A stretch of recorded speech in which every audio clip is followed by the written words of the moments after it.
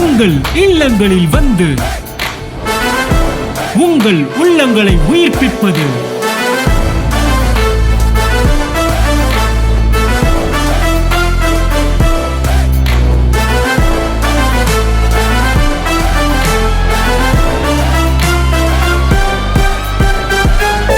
உங்கள் channel DJ. அவர் எப்போ வேணாலும் வரட்டும். நீங்கள் ஸ்கூலில் உட்காந்துட்டு அம்மா எப்போ வருவாருன்னு பார்த்துக்கிட்டே இருந்தால் நீ நல்ல ஸ்டூடெண்ட்டா? ஸ்கூலுக்கு எதுக்கு போனோம்? படிக்க போனோம். இந்த பூமியில் எதுக்கு இருக்கிறோம்? இந்த பூமியை பரலோகமாய் மாற்றும்படிக்கு நாம் இருக்கிறோம்.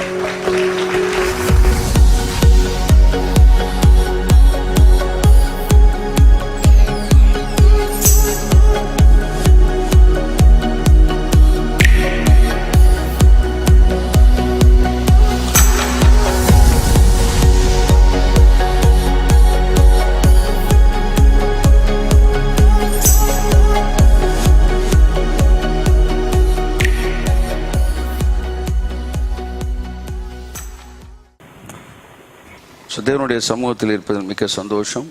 உங்களை சந்தித்ததிலே மிகுந்த மகிழ்ச்சி. எத்தனை பேர் சந்தோஷமாக இருக்கிறீர்கள்? ஹல்லேலூயா. கரங்களை தட்டி கர்த்தருக்கு நன்றி சொல்லுவோம்.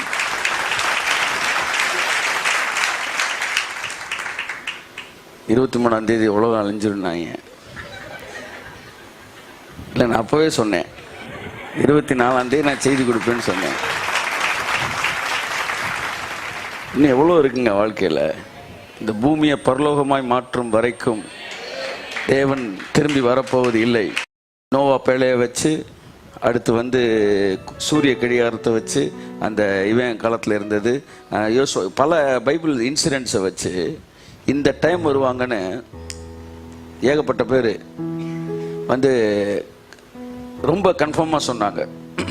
எப்போ இருந்து இயேசு இந்த டைமில் வரப்போகிறாரு அப்படின்னு சொல்லி பேச ஆரம்பிச்சாங்க அப்படின்னா, இயேசு மரித்த அடுத்த 10 வருஷத்துக்குள்ளே பேச ஆரம்பிச்சிட்டாங்களாம்.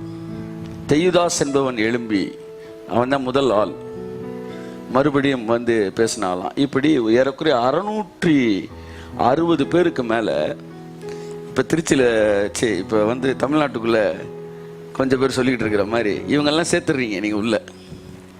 இப்போ 670-80 ஆகி போச்சுன்னு நினைக்கிறேன். நான் என்ன சொல்கிறேன், அவர் எப்போ வேணாலும் வரட்டும். நீங்கள் ஸ்கூலில் உட்காந்துட்டு அம்மா எப்போ வருவாருன்னு பார்த்துக்கிட்டே இருந்தால் நீ நல்ல ஸ்டூடெண்ட்டா? ஸ்கூலுக்கு எதுக்கு போனோம்? படிக்க போனோம்.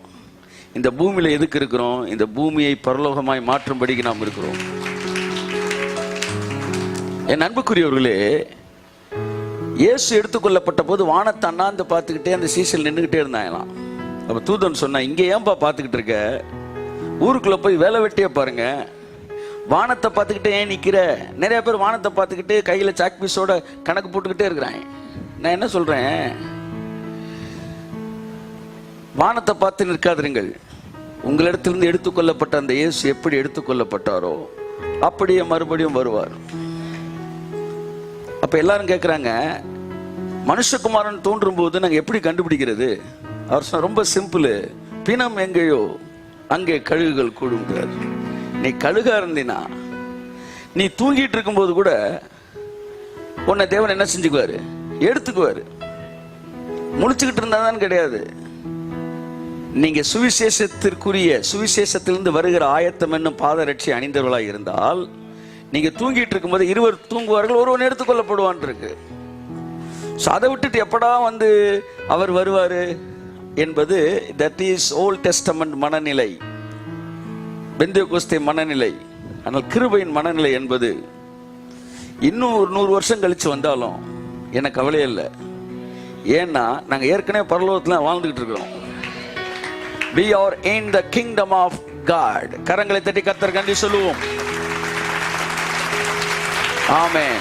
ஹல்லேலூயா. நல்ல சிரித்த முகத்தோடு, சந்தோஷமான மனநிலையோடு தான் நீங்க இங்க உட்கார்ந்துருக்கணும். ஆமென் சொல்லுங்க. ஏன்னா நீங்க சிரிக்காம கடவுளை ஆராதிச்சா அதுவே ஒரு அஃபென்ஸ். பைபிள் சொல்லுது அது ஒரு என்னது, ஒரு குற்றம். பைபிள் சொல்லுது, நீ என்னை உற்சாக மனதோடு சேவிக்காமல் போனபடியால்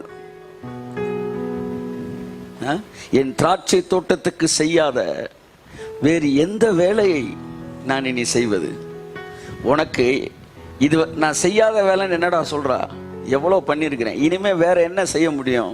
நான் செய்யாத வேலை ஒன்று சொல்லு. இவ்வளத்தையும் வாங்கிட்டு அமுங்கனி மாதிரி இப்படி கும்முன்னு உட்காந்துருந்தா புரியல. அம்புட்டு பேரும் கொடுத்த கடனை திரும்ப வாங்க வந்த மாதிரி உட்காந்துருந்தீங்கன்னா என்ன அர்த்தம்? ஆமேன். ஆகவே சந்தோஷமா இருங்கள், சந்தோஷமா இருங்கள் என்று மறுபடியும் சொல்லுகிறேன். நான் கையெழுத்து. Amen. Praise the Lord. Hallelujah. So என் அன்புக்குரியவர்களே, உற்சாக மனதோடு தேவனை சேவியுங்கள். ரொம்ப முக்கியமானது. ஓல்ட் டெஸ்டமெண்ட்லயே அதை சொல்றாங்க.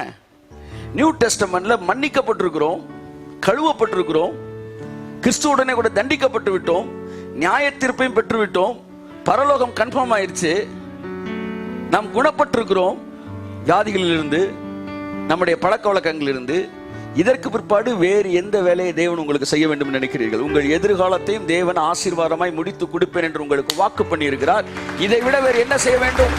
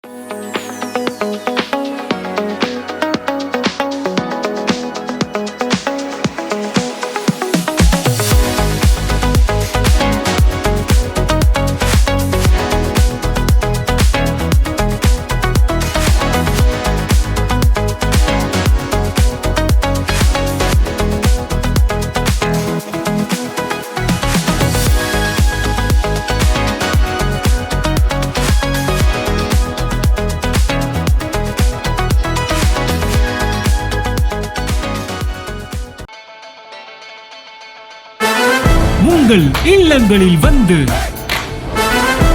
உங்கள் உள்ளங்களை உயிர்ப்பிப்பது